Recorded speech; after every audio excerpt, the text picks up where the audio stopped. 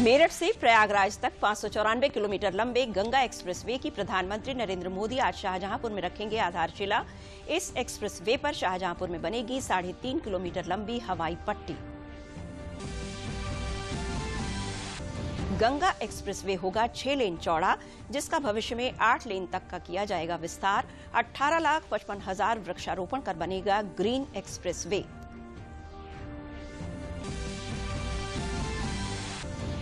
गृह मंत्री अमित शाह ने लखनऊ से 155 करोड़ के कार्यों का किया लोकार्पण। योजनाओं में प्रदेश कोऑपरेटिव बैंक की 13 शाखाएं और 28 नए गोदाम हैं शामिल।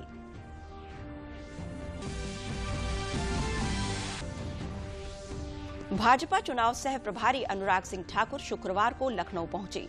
2022 के विधानसभा चुनावों को लेकर कर रहे हैं संगठन को मजबूत।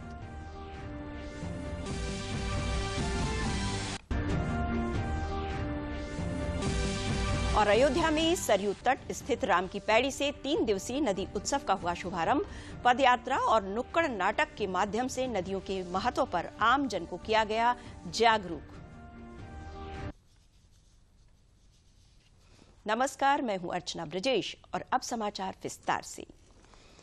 प्रधानमंत्री नरेंद्र मोदी आज शाहजहांपुर में गंगा एक्सप्रेसवे परियोजना की आधारशिला रखेंगे।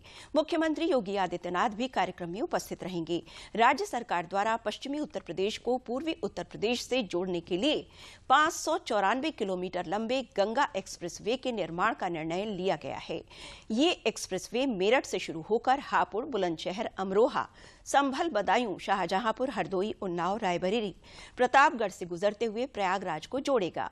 आपातकालीन स्थिति में भारतीय वायुसेना के विमानों की लैंडिंग और टेक ऑफ के लिए शाहजहांपुर में गंगा एक्सप्रेसवे पर 3.5 किलोमीटर लंबी हवाई पट्टी का निर्माण किया जाना प्रस्तावित है। गंगा एक्सप्रेसवे का निर्माण पूरा होने के साथ ही ये एक्सप्रेसवे उत्तर प्रदेश का सबसे लंबा एक्सप्रेसवे भी बन जाएगा।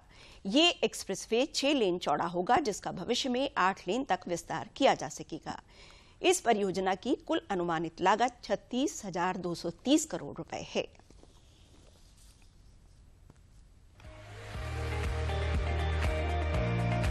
भारत में लगभग 62.16 लाख किलोमीटर सड़क नेटवर्क है, जो लंबाई के मामले में दुनिया में दूसरा सबसे बड़ा नेटवर्क है।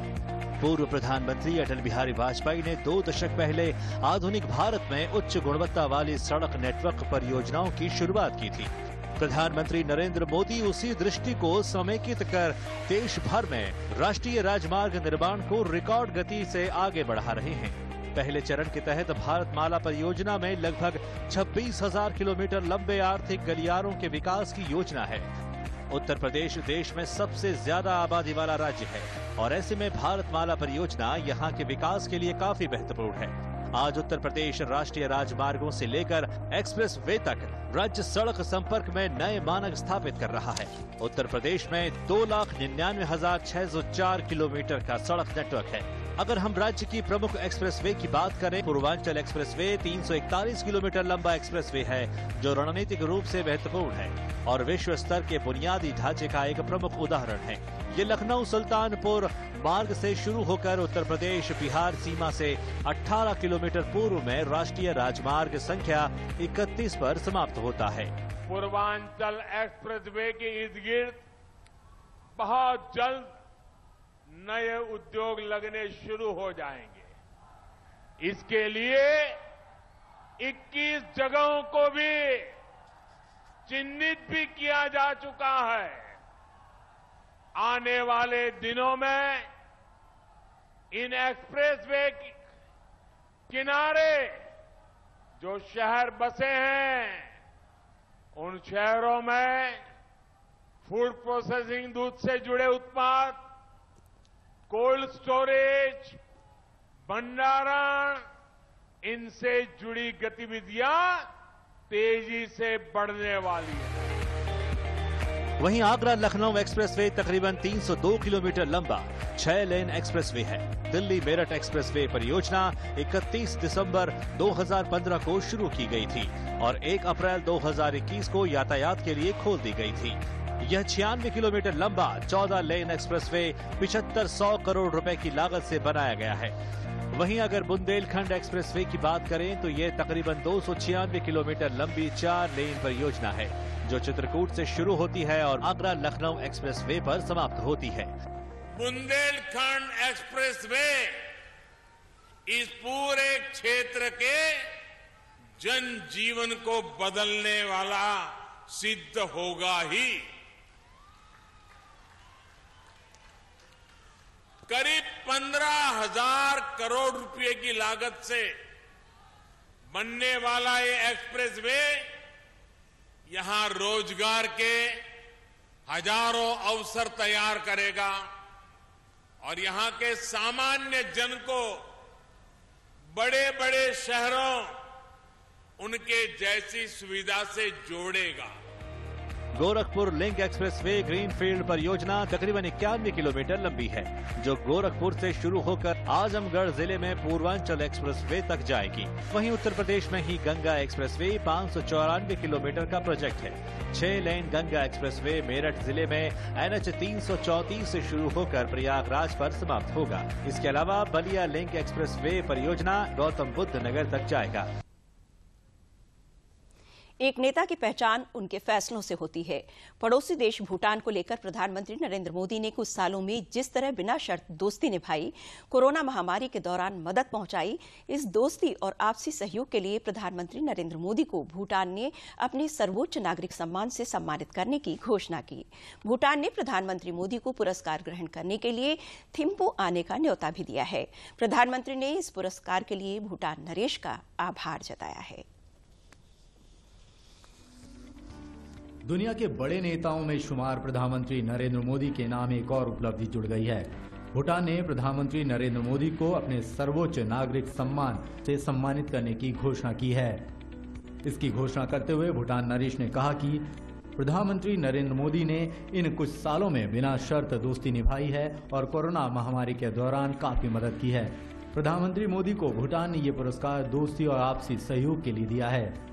प्रधानमंत्री नरेंद्र मोदी ने देश के सर्वोच्च नागरिक अवार्ड के लिए भूटान के नरेश को धन्यवाद दिया और कहा कि भारत हमेशा अपने सबसे करीबी दोस्तों और पड़ोसियों में से एक के रूप में देश को संजोएगा और हर संभव तरीके से इसकी विकास यात्रा का समर्थन करना जारी रखेगा। भूटान 17 दिसंबर को अपना राष्ट्रीय दिवस मनाता है और 114वें राष्ट्रीय दिवस के मौके पर प्रधानमंत्री मोदी को सर्वोच्च नागरिक सम्मान देने की घोषणा की गई है। भूटान ने इस पुरस्कार के लिए अपने लोगों की ओर से बधाई देते हुए कहा कि प्रधानमंत्री मोदी को हमेशा एक महान और आध्यात्मिक इंसान के रूप में देखा है। भूटान ने प्रधानमंत्री मोदी को पुरस्कार ग्रहण करने के लिए थिम्पू आने का न्योता भी दिया है। विदेश मंत्री एस जयशंकर ने भूटान को बधाई दी है। अपने ट्वीट में एस जयशंकर ने कहा है कि भूटान के विदेश मंत्री, सरकार और भूटान के लोगों को उनके राष्ट्रीय दिवस पर बधाई। हमारी विशेष और अनूठी साझेदारी और मजबूत होती रहे। संयुक्त अरब अमीरात ने ऑर्डर ऑफ जायद पुरस्कार, मालदीव ने order of distinguished rule of nation, Izzuddin Gates foundation ने फिलिप कॉटलर प्रेसिडेंशियल पुरस्कार और बहरीन ने the king Hamad order of the renaissance से सम्मानित किया है। Bureau report, DD news. गृह एवं सहकारिता मंत्री अमित शाह ने लखनऊ से 155 करोड़ रुपए की परियोजनाओं का लोकार्पण किया। इसमें उत्तर प्रदेश कोऑपरेटिव बैंक की 13 नई शाखाओं और 1,40,000 मीट्रिक टन की क्षमता के 28 नए गोदाम शामिल हैं। केंद्रीय गृह मंत्री ने उत्तर प्रदेश के विपक्षी दलों पर हमला बोला और कहा कि जातिवाद और परिवारवाद के आधार पर चलने वाली पार्टियां जनता का भला कभी नहीं कर सकती। उन्होंने भाजपा की राज्य सरकार सहित केंद्र सरकार की नीतियों की प्रशंसा की और विश्वास दिलाया कि कोऑपरेटिव बैंक के आधुनिकीकरण से किसानों को लाभ होगा।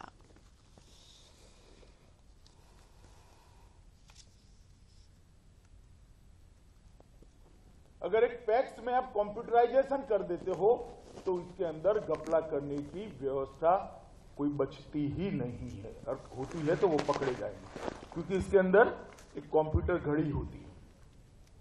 कंप्यूटर के अंदर एक घड़ी होती है, कब डेटा को बदला गया वो तुरंत ही फोरेंसिक जांच में बता देता है। तो किसी के मन में करने का कुछ हो तो वो भी समझ जाए कि करना इतना सरल नहीं है। मित्रों, प्रधानमंत्री जी के नेतृत्व में भारत सरकार ने भी ये तय किया है कि देश के सभी पैक्स 65,000 पैक्स कंप्यूटराइज किए जाएंगे। सभी को एक ही प्रकार का सॉफ्टवेयर दिया जाएगा। पैक्स को जिला कोऑपरेटिव बैंक से जोड़ा जाएगा, जिला कोऑपरेटिव बैंक को स्टेट कोऑपरेटिव बैंक से जोड़ा जाएगा और स्टेट कोऑपरेटिव बैंक को नाबार्ड से एक साथ जोड़ने का काम हो जाएगा। तो पैक्स से लेकर नाबार्ड तक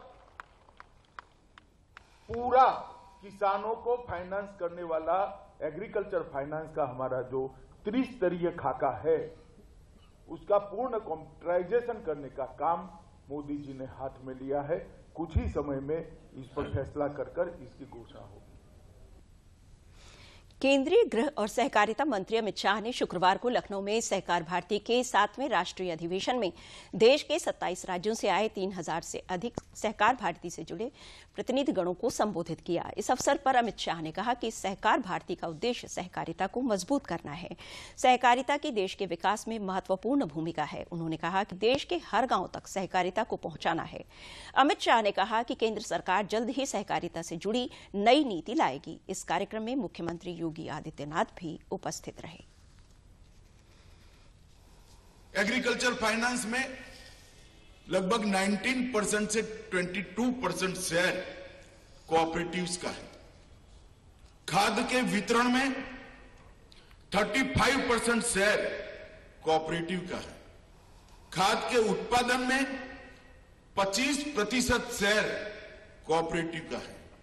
चीनी के उत्पादन में 31% शेयर कोऑपरेटिव का है। दूध की खरीदी और उत्पादन में लगभग 20% शेयर कोऑपरेटिव का है।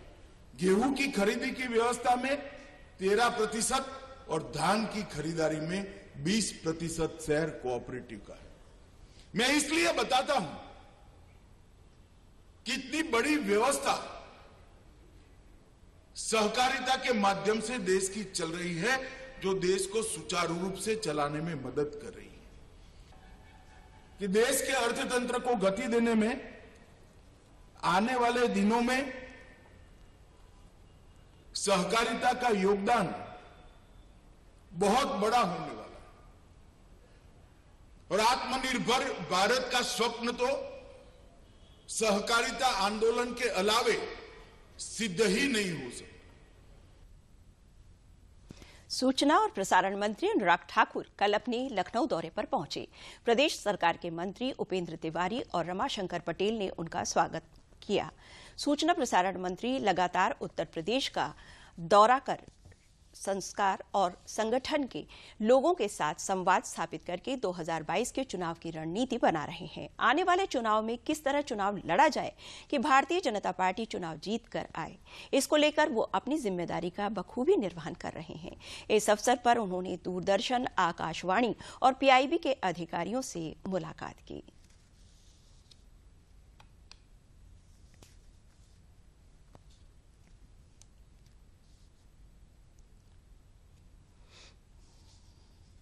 समाजवादी पार्टी के राष्ट्रीय अध्यक्ष अखिलेश यादव शुक्रवार को विजय रथ यात्रा लेकर रायबरेली की बछरावा विधानसभा पहुंचे।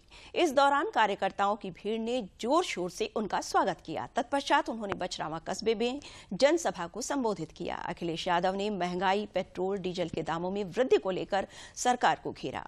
बछरावा के बाद उन्होंने हरचंदपुर विधानसभा के गुरुबख्शगंज और सरेनी विधानसभा के लालगंज में भी जनसभा को संबोधित किया।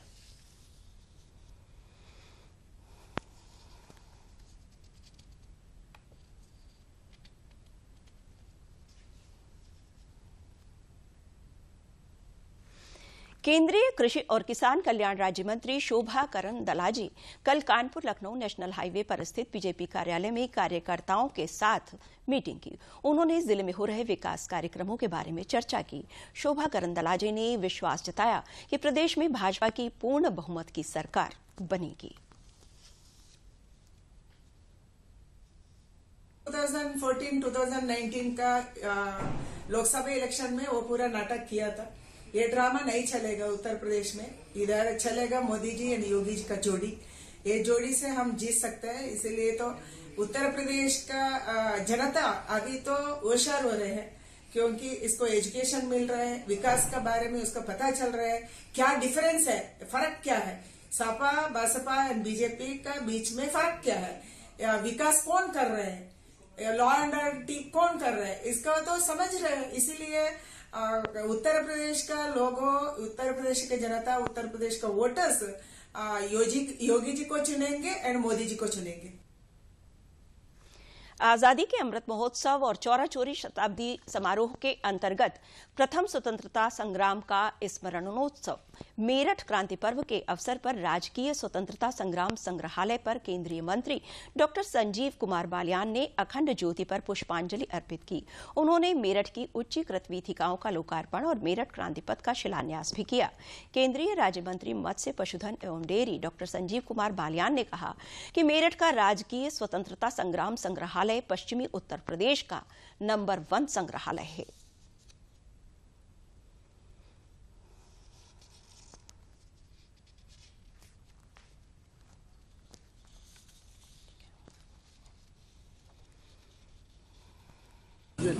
गर्व की अनुभूति है आज कि मैं उस क्षेत्र का रहने वाला हूँ 1857 की जहाँ से क्रांति की शुरुआत हुई और पश्चिम उत्तर प्रदेश ने जिस तरह से वो लड़ाई लड़ी, शायद मुझे भी इतनी जानकारी नहीं थी कि पूरे देश में सबसे बड़ी लड़ाई 1857 की पश्चिम उत्तर प्रदेश से शुरू हुई और हमने ही लड़ी थी। देखिए, हमें अपने पुरानी बातें, बहुत सी बातें ऐसी थी जो मुझे नहीं पता थी। जो इतिहास के यहाँ जानने वाले लोग हैं, जिन्होंने म्यूजियम को बनाया है, जिन्होंने उन्हें ये बातें बताई हैं, तो कम से कम हस्तिनापुर के बारे में भी कुछ बेहतर होना चाहिए जिससे आने वाली पीढ़ियां इस बात को जान जाए। आइए चलते हैं शाहजहांपुर, जहां हमारे संवाददाता अनुज यादव मौजूद हैं। अनुज, बताइए कि देखा गया है कि केंद्र सरकार और यूपी सरकार शुरू से ही कनेक्टिविटी पर फोकस कर रही है, चाहे वो हाईवेज हो या एक्सप्रेसवे। ये हाईवेज और एक्सप्रेसवे लोगों के जीवन में क्या बदलाव लाएंगे? देखिए, सबसे बड़ी बात यही है कि केंद्र सरकार का शुरू से ही ये मकसद रहा है कि सबसे पहले तो जो राज्य हैं उनकी दूरी को कम किया जाए, उसके बाद जो जिले हैं, बड़े जिले हैं, उनकी दूरी को कम किया जाए, और उसका एक ही माध्यम हो सकता है वो एक्सप्रेसवेज के माध्यम है, वो हाईवेज के माध्यम है। और कनेक्टिविटी किस तरीके से ज्यादा बढ़े, ना सिर्फ हाईवेज की बल्कि एयर कनेक्टिविटी किस तरीके से बढ़े, एयरवेज किस तरीके से और ज्यादा उसमें बढ़ोतरी हो। तो कनेक्टिविटी पे जो फोकस रहता है किसी भी सरकार का, तो निश्चित तौर पर लोगों को सुविधाएं मिलती हैं, लोगों का व्यापार बढ़ता है, लोग कोई अपना व्यापार करते हैं या कोई उत्पादन करते हैं, उस पे उनके बाजार, उसको दूसरे राज्यों के अंदर, दूसरे इलाकों के अंदर बाजार मिलता है। कुल मिलाकर जो लोगों के जीवन है उसमें गति आती है, और लोगों का जो विकास की योजनाएं हैं उसके माध्यम से खुद उसका विकास होता है। तो इस एक्सप्रेसवे के माध्यम से, कनेक्टिविटी के माध्यम से, यही मोदी सरकार और योगी सरकार का प्रयास लगातार रहा कि लोगों के जीवन में बदलाव आना चाहिए। जब देखिए एक्सप्रेसवेज आते हैं, हाईवेज आते हैं, तो इंडस्ट्रीज आती हैं, इन्वेस्टमेंट आता है, लोगों को रोजगार मिलता है। तो कुल मिलाकर हम कह सकते हैं कि जिस तरीके से पूरे उत्तर प्रदेश के अंदर ये जाल बिछाया जा रहा है एक्सप्रेसवेज का, और अब गंगा एक्सप्रेसवे की शुरुआत होगी, शिलान्यास होगा, तो यहाँ के लोगों के अंदर भी एक बदलाव देखने को मिलेगा। अब उत्तर प्रदेश के अंदर हम जानते हैं कि विकास को लेकर एक कंपटीशन चल रहा है अलग अलग इलाकों के अंदर। जी अनुज, हमें बताइए कि गंगा एक्सप्रेस वे पर एक इंडस्ट्रियल कॉरिडोर भी प्रस्तावित है, तो इससे क्या बदलाव आएगा? देखिए, इसका सबसे बड़ा मकसद यही रहा है। हम जानते हैं कि उत्तर प्रदेश के अलग अलग जिलों की अपनी अपनी खासियत होती है। वहाँ हर जिले के अंदर ऐसा उत्पाद होता है जिसकी देश भर के अंदर, दुनिया भर के अंदर मांग रहती है। अगर आप मेरठ से चलेंगे तो मेरठ के अंदर आप जानते हैं कि रेवड़ी और गज्जक के लिए मेरठ को जाना जाता है, सर्राफा बाजार के लिए जाना जाता है, मेरठ की कैंचियों के लिए जाना जाता है, और सबसे बड़ी बात है कि स्पोर्ट्स इंडस्ट्री के लिए जाना जाता है। तो वहीं पर मेरठ से जब ये एक्सप्रेसवे शुरू होगा तो एक इंडस्ट्रियल कॉरिडोर बनाया जाएगा। फिर आप हापुड़ अगर जाएंगे, हापुड़ के अंदर जो खासियत चीजें हैं उसके लिए कॉरिडोर बनाया जाएगा।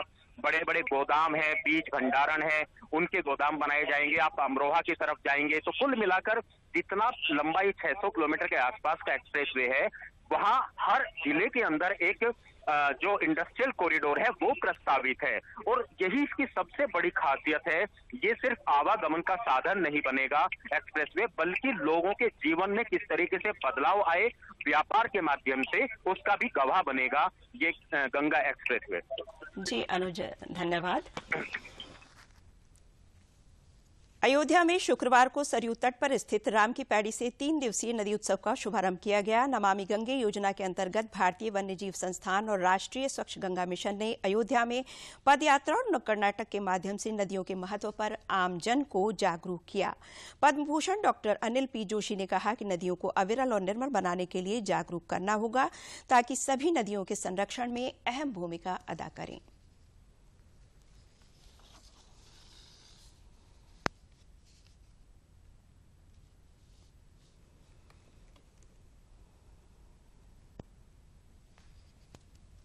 मेरा कहना यह है कि नदी उत्सव इस देश के लिए एक संदेश है और दुनिया के लिए भी कि जिस तरह से नदियों के हालात गंभीर हो रहे हैं तो शायद नदियों से एक नए सिरे से जुड़ना पड़ेगा और जोड़ना पड़ेगा लोगों को। यह मान के चलिए नदियां हमारा इतिहास है, वर्तमान है। मेरा मानना है कि इस तरह के उत्सव लोगों को जोड़ते हैं और जानकारियां भी देते हैं और एक जन सैलाब तैयार होता है और होगा आने वाले समय में। नमामि गंगे एक बड़ा उदाहरण है। आज देश भर में गंगा को लेकर बड़ी चर्चा है। इसी तरह उसी का एक संदेश है जो नदी उत्सव के माध्यम से लोगों के बीच में जाएगा।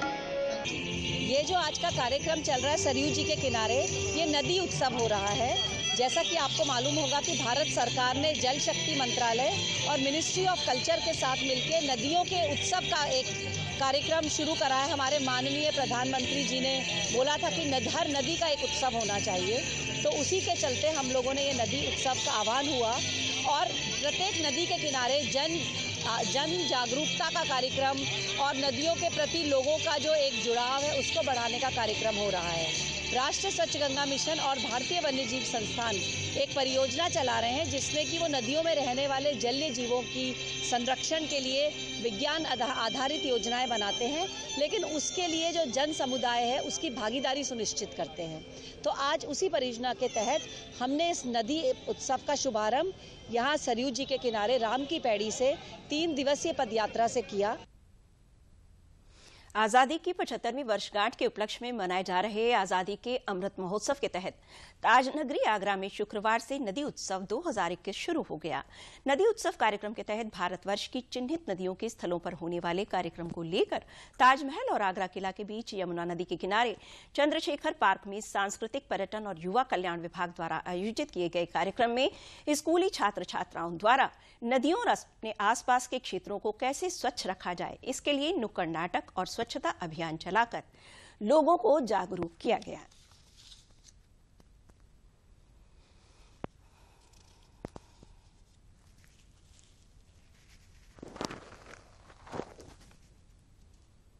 आज नदी उत्सव का कार्यक्रम जो कि माननीय प्रधानमंत्री जी और मुख्यमंत्री जी द्वारा एक अजब पहल करी गई है पूरे प्रदेश भर में कि जगह जगह जो भी नदियों के पास के शहर हैं उन सब शहरों में एक कार्यक्रम करा जा रहा है जिसमें कि आपको लोगों को ट्राई करा जा रहा है कि लोग और नदियों के पास आएं, उनकी ज़रूरतों को समझें, कैसे ये हमारी ज़िंदगी में एक महत्वपूर्ण भूमिका निभाते हैं, इन सब को समझें। ये मैं इसके लिए सबसे पहले माननीय प्रधानमंत्री जी और मुख्यमंत्री जी को धन्यवाद देना चाहूँगी। छोटे छोटे बच्चों का आज यहाँ पे कार्यक्रम हुआ जिससे हम सब लोगों को जागरूकता मिलती है, क्योंकि जब ये छोटे बच्चे कार्यक्रम करते हैं तो सबको समझ में आता है और जब ये लोग टोकते हैं तो हमें समझ में आता है, हम पेरेंट्स को भी समझ में आता है कि हमें ये करना है।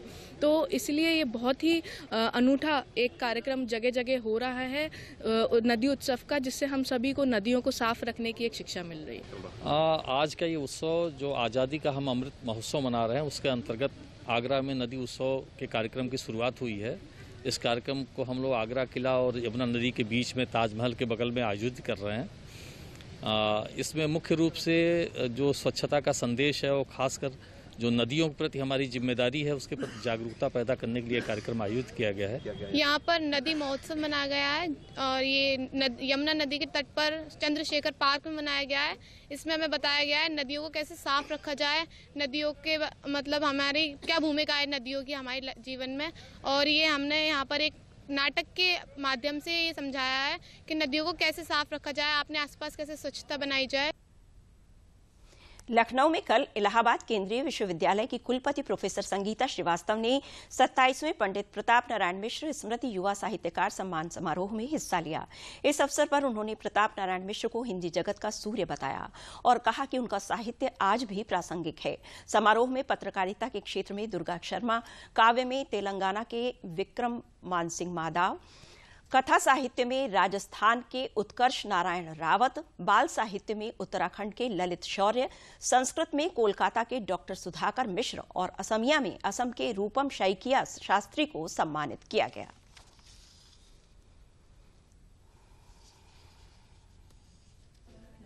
मारो देवरस सेवा न्यास प्रतिवर्ष समाज में प्रेरणा के लिए साहित्य लिखने वाले ऐसे 6 युवा साहित्यकारों को सम्मानित करते आया है। इस बार 27वें वर्ष का यह कार्यक्रम था, जिसमें 6 युवाओं को 25,000 रुपये धनराशि और अंगवस्त्र, स्मृति चिन्ह, पंडित प्रताप नारायण मिश्र के द्वारा रचित साहित्य तथा उन्हें सरस्वती प्रतिमा देकर के सम्मानित किया गया है।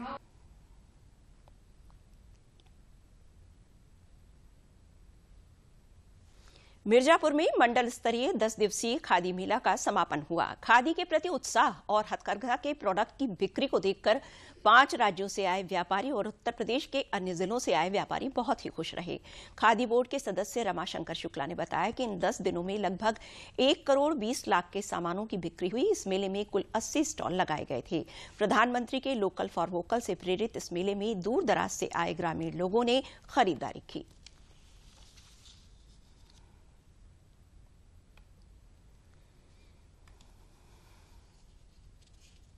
आज हम लोग यह उद्देश्य है कि आज जो विगत का एक सप्ताह से यह कार्यक्रम चल रहा है खादी ग्राम उद्योग का, हम लोग का मैसेज देने का काम है कि अपने ग्रामीण अंचल में रहने वाले युवा और युवतियां जो शिक्षित हों और बेरोजगार हों, उनको ज़्यादा से ज़्यादा इस खादी ग्राम उद्योग बोर्ड से लोन करा करके और काम और रोजगार उत्पन्न किया जाए, ये हम लोग का उद्देश्य है।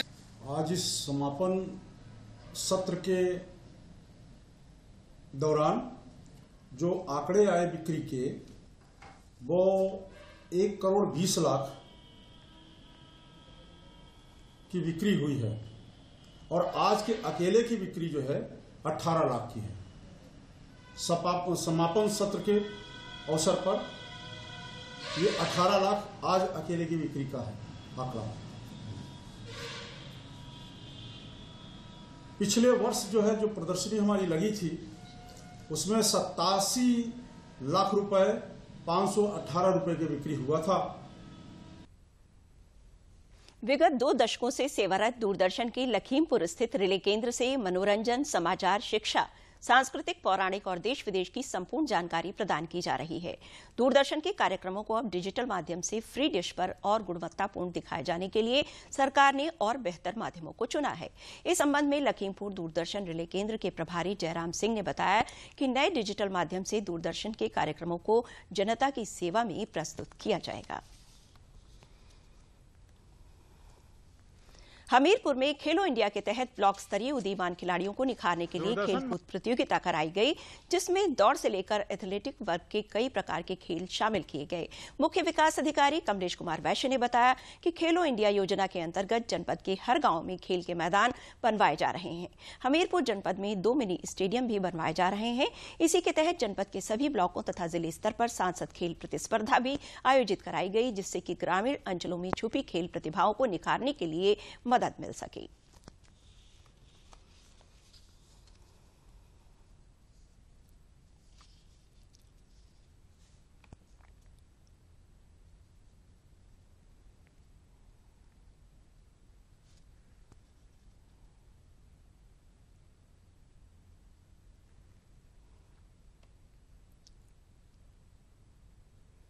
जो यहाँ पे खेल प्रतियोगिता हुई जो सांसद जी द्वारा करवाई गई, तो इससे हमें एक खेलने की जागरूकता मिलती है कि हमें खेल में किस तरीके से आगे जाना चाहिए। जिस तरीके से हम आगे जाते हैं तो हमारी पर्सनालिटी डेवलपमेंट होती है, हमारा जो माइंड होता है वो भी बहुत अच्छा डेवलपमेंट होता है। और जिस तरीके से हमारी मोदी जी चाहते हैं कि खेलेगा इंडिया, पढ़ेगा इंडिया, तभी तो बढ़ेगा इंडिया, तो मोदी जी वो दिन दूर नहीं है जब आप जिस तरीके से प्रतियोगिताएं करा रही, हमारा देश बढ़ेगा भी पढ़ेगा भी। मेरा खो-खो में फर्स्ट लगा, पूरी टीम जीती है, और कबड्डी में सेकंड लगा है, और 400 मीटर और क्या कहते हैं अभी जो गेम हुआ है उसमें आगे मतलब बढ़ने की स्कोप है बहुत, सबने बताए थे। इसी के साथ ये समाचार बुलेटिन समाप्त हुआ। नमस्कार।